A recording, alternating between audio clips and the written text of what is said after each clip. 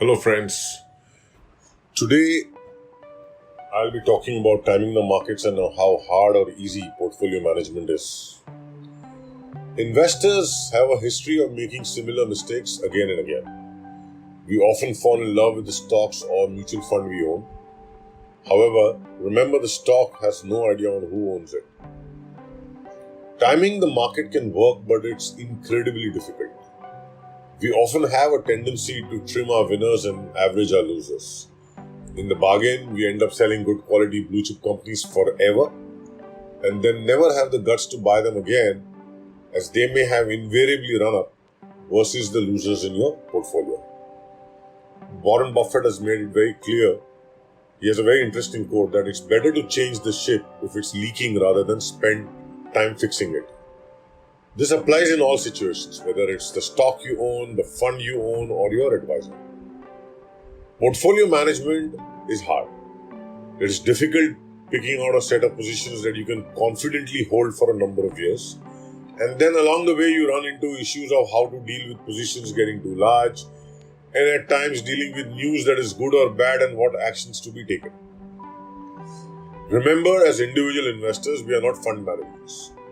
So either we go and seek advice of a wealth manager. The predominant condition you have to assess is that he understands you well, has your best interest, and should have decades of experience in dealing with other people's money. I've learned this the hard way.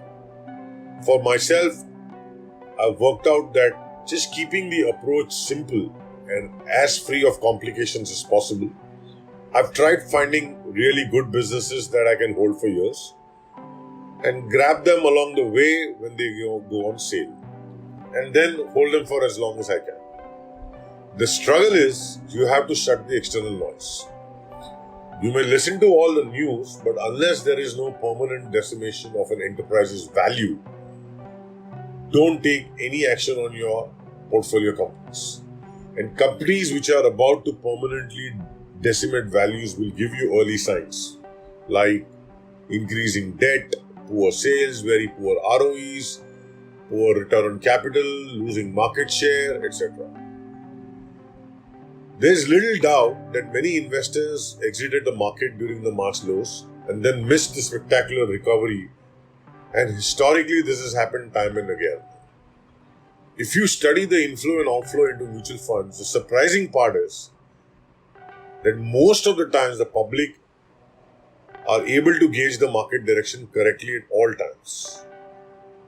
However, they gauge the direction wrong at the worst possible times, and this proves to be costly.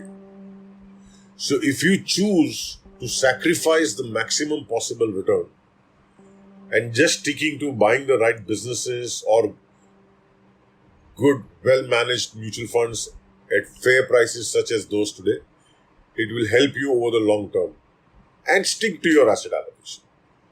Thank you so much for listening. Hope you found this helpful.